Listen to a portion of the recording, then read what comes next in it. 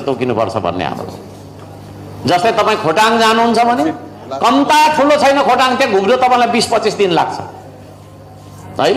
अनि एउटा सांसदले त्यो त्यत्रो ठुलो भूगोलको, यो त बजेटसँग पनि जोडिन्छ फेरि। भोजपुर त्यस्तै छ, शङ्खसभा त्यस्तै छ होइन। पहाडी इलाका, हिमाली इलाकाको जिल्लाहरू हेर्नुहुन्छ भने तपाईँले घुम्नलाई घुमेर तपाईँको हिँडेर जानुहोस् 1 महिना लाग्छ तपाईँलाई। हिँड्न पानी छैन भने त 40 दिन। अनि त्यत्रो ठुलो तपाईँको भूगोलमा अब एउटा सांसदबाट पाउने बजेट कति हुन्छ? एउटा मात्रै बाटो, एउटा मात्रै खोल्सी बनाएर हुन्छ त? काठमाडौँमा मान्छे किन थुप्रियो भन्दा खोटाङमा अस्पतालै छैन, ताप्लेजुङमा, तेर्थुमा, के अरे ओखलढुङ्गामा स्कुलै छैन भन्ने हिसाब हो। त्यसले गर्दाखेरि भूगोलको हिसाबमा निर्वाचन क्षेत्र बनाउनुपर्छ भन्ने हाम्रो छ। अल्छी लाग्यो? अलिकति भन्छु। अब हाम्रो सदन चाहिँ कसरी चलिरहेछ त? हाम्रो प्रतिनिधि सभाको बैठक चाहिँ भन्दा देखिराख्नु भएको छ होइन। आज अब कुनै सूची थिएन, पहिला हामीले त सूची दिएको थियो, आज बिना सूचीको बैठक बसिरहेछ। त्यो चाहिँ कस्तो भने, म यहाँ आउँछु भन्ने जानकारी मैले अस्तिको दिन दिएँ नि त यहाँ होइन, अनि आएको हो नि त। अब जानकारी नै नदिए आउँदा के हुन्छ? त्यसले गर्दा होइन, मैले उदाहरण, त्यसले गर्दा होइन, त्यसले गर्दा जानकारी चाहियो नि त। बैठक बस्ने भन्छ सदनको होइन, सभामुखको खुसी खुसी, राजसभाको खुसी होइन। भोलि नै आइज, भरे नै आइज, यति पढिसक, यत्रो किताब दिन्छ, यो सबै पढेर भोलि बिहान राय पेश गर्नु भन्छ।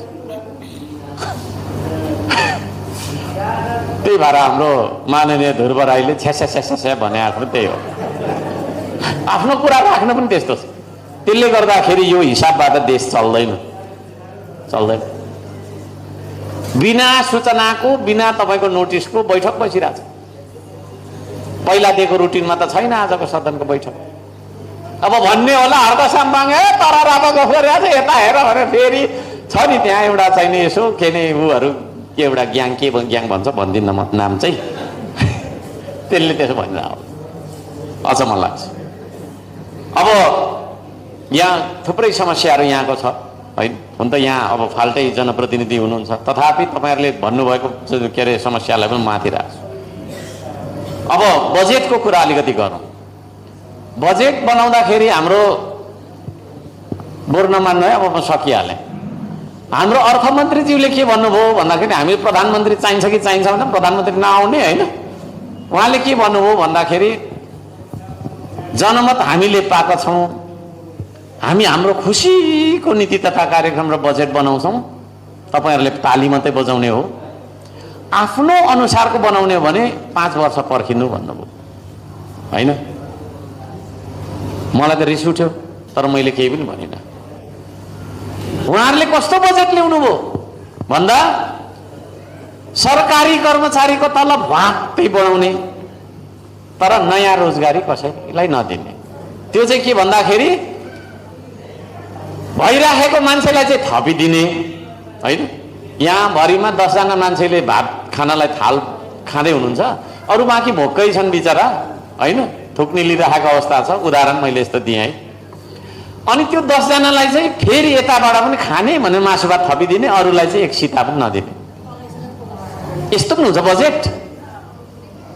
खोइ त युवालाई, युवा भनेको जेनजी हो, जेनजीकै आन्दोलनको तपाईँको आडमा भएको चाहिँ तपाईँको बनेको सरकारले युवाको लागि कति हजार रोजगारी दियो त? खोइ कसैलाई रोजगारी नदिने, बरु भिजा लगाइदिने, उसमा सहज गर्ने भन्न खोजेको के हो? खाली नेपाली युवा चाहिँ आफ्नो परिवार छोडेर तपाईँको विदेशमा रुँदै बस्नुपर्ने? यत्रो गर्मी छ, फ्यान लगाइन्छ, बिल आउँछ, बिजुलीको बिल बढाइदिने भिजन, विदेशबाट ऋण लिने, हामीलाई नसोधी लिने। जनता त हामी पनि होला नि त, सुनसरी 1 को प्रतिनिधि त म होला नि त। सदनमा नल्याउने, के को लागि ऋण लिएको भन्ने, ऋण डाइरेक्ट ल्याउने। अनि सहकारी ठगहरूलाई बचाउनका लागि सहकारी पीडितलाई फिर्ता दिने। भिजन हेर्नु न, भिजन। सहकारी ठग्ने मान्छेहरू चाहिँ मजाले कुदिन्ने है ठुलो 3-4 करोडको गाडीमा कुदिन्ने उनीहरूलाई छुनु मिल्दैन। उसले ठगेर पीडित भएको जनता आज सडकमा तपाईँको उफ्रिरहेको 4-5 वर्ष धेरै भइसक्यो। उनीहरूलाई पैसा बोलाएर दिने कहाँको दिने भन्दा तपाईँहरूको खोलामा तटबन्ध लगाउनु पर्ने पैसा, तपाईँको नानीहरू पढ्ने विद्यालय बनाउने पैसा, तपाईँ बिराम हुँदा उपचार गर्ने, औषधि उपचार गर्ने, अस्पताल बनाउने पैसा त्यो राज्यको कोषबाट चाहिँ सहकारी ठगहरूको लागि भनेर पीडितलाई पैसा दिनै पर्ने। यस्तो पनि हुन्छ भिजन। सुकुम्बासी बस्तीमा 5,000 प्रहरी लगेर सेना पनि लगेर पुरै आतंक फैलाउने हैन। नाटक फेरि कस्तो, सबै त भन्दिन, केही धेरै धेरै केही धेरै, सबै चाहिँ होइन है, फेरि माफ गर्नुहोला सबैलाई भनेको छैन। केही मिडियाहरू यस्ता मिडिया जसले चाहिँ एकजना नक्कली के अरे तपाईँको छैन के अरे होइन, उसलाई चाहिँ तपाईँको नक्कली सुकुम्बासीलाई खडा गर्ने अनि त्यसलाई चाहिँ टिन बोकेर सरेको जस्तो नाटक बनाउनु पर्ने। अनि जनताले सरक्क सरिदियो, कति राम्रो बुझेको। ती सुकुम्बासीहरू जसले आत्महत्या गरे, जो चाहिँ एउटा चाहिँ होइन फाटेको च्यादर ओढेर त्यहाँ उसमै बसिराखेको छ, मेरो सामान यहाँनिर छ भनेर झम्पलले कोटाइराखेको छ, न उसको दराज निकाल्नु पायो, न दराजमा भएको केही पैसा होला मकै बेचेको त्यो निकाल्नु पायो, न दसैँमा तपाईँको चाहिँ लगाउने एक जोड लुगा हुन्छ मान्छेको गरिबको सालै पछि त्यही लाउने, न त्यो निकाल्न पायो। त्यहाँनिर मेरो दराज थियो भने खोजिरहने। त्यो मान्छेहरूतिर चाहिँ किन गएन क्यामेरा? पत्रकार साथीहरू पनि यहाँ हुनुहुन्छ, म तपाईँहरूलाई भन्न चाहन्छु, न्यायको पक्षमा उभिनुहोस् है। अनि यति धेरै पत्रकार गएर चाहिँ तपाईँको त्यो सुकुम्बासीलाई अब तपाईँ के हो यो यस्तो कब्जा गर्ने, यस्तो गर्ने, आतंकित, पत्रकारबाट पनि आतंकित, प्रहरीबाट पनि आतंकित, सबैबाट आतंकित। त्यतिखेर यो देशमा न ढाँटी भन्नुपर्छ, आत्मसाक्षी राखेर बोल्नुपर्छ। एकजना मान्छे मात्रै तपाईँको त्यो तपाईँको कृत्यको विरुद्धमा सदनमा, सामाजिक सञ्जालमा होइन तपाईँको चाहिँ उभिएको व्यक्ति हो अर्को साम्पाङ। पछि म बोलिसकेपछि अरूले पनि बोल्न थाले, आन्दोलनै गर्न थाले। तर सुरुवात कसले गर्यो? त्यो चिज हो। छाती थाप्छु भन्ने मान्छेहरू कहाँ भाग्यो होइन? अझै हेर्नुहोस्, हजारौं मान्छे बेघर भइरहेका छन्। गरिबको पक्षमा उभिन्छ श्रम संस्कृति। त्यस्तो पार्टीमा तपाईँहरूलाई स्वागत गर्न चाहन्छु। यो देश बचाउनुपर्छ हामीले, यो देश बनाउनुपर्छ हामीले। यहाँहरू सबैजनालाई हार्दिक धन्यवाद दिन चाहन्छु होइन।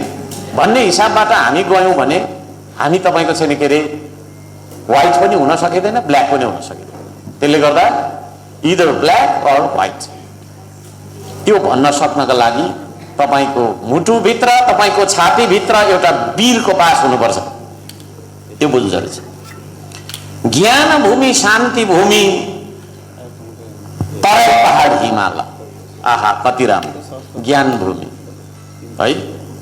ज्ञान के हो, अज्ञान के हो? फेरि अब फेरि धर्मगुरु भएछ कि अर्का साम्बाङ भन्नेमा आउँछ होला आज होइन? आओस् है, आउँछ होला। अब कता यो त माटो चुनाव चिन्ह भोट यहाँ हाल्नु भन्नु त्यो छैन, कता कहाँ लग्यो कुरा भनिरह भन्छ होला। भरे लाइट पनि आइरह होला, त्यहाँ अर्कै हलदार भन्ने त आयो होला विचार, आउँछ त्यो त आइहाल्छ, मलाई थाहा छ नि है। अब सुन्नु है, के हो त ज्ञान, के हो अज्ञान होइन? रङ इन्फर्मेसन अज्ञान हो होइन। अर्क साम्पाङ तरारामा अहिले बोल्दैछ, यो राइट इन्फर्मेसन भयो। अर्क साम्पाङ चाहिँ इटरी बजारमा सपिङ गर्दैछ, यो रङ इन्फर्मेसन। हामी ज्ञानको पछाडि लाग्नुपर्छ। नेपाली समाज किन बिग्रियो भन्दा हामी अज्ञानको पछि लागिरहन्छौँ। किन अज्ञानको पछि लागेको भन्दाखेरि भोटै पाउँदैन, जागिरै दिँदैन है। अरूलाई खुसी बनाउने क्रममा आफू अज्ञानी भयो, अज्ञानलाई हामीले समर्थन गर्यो। त्यो गलत हो, तर गलत भन्दा मेरो साथी रिसाउँछ नि त। साथी रिसाउँछ कि यहाँ साथीसँग त बस्नु पर्यो भन्ने हिसाबबाट हामी ज्ञानको पक्ष होइन, अज्ञानको पछि लागेका छौँ। ज्ञान भूमि। तपाईँ हामी सबैले ज्ञानको खेती गरौँ न त, चेतनाको खेती गरौँ, अनि बल्ल ज्ञानको भूमि बन्छ। यो ज्ञान भूमि, शान्ति भूमि। जबसम्म हामी अज्ञानलाई होइन प्रश्रय गरिरहन्छौँ तबसम्म शान्ति हुँदैन, किनभने अज्ञानले जहिले पनि झगडा गराउँछ। अज्ञानको होइन काँडा रोपेपछि के हुन्छ, त्यो काँडाले तपाईँको कपडा तान्छ, तपाईँको खुट्टा तान्छ, कोरिदिन्छ। काँडाबाट त्यही हो हुने।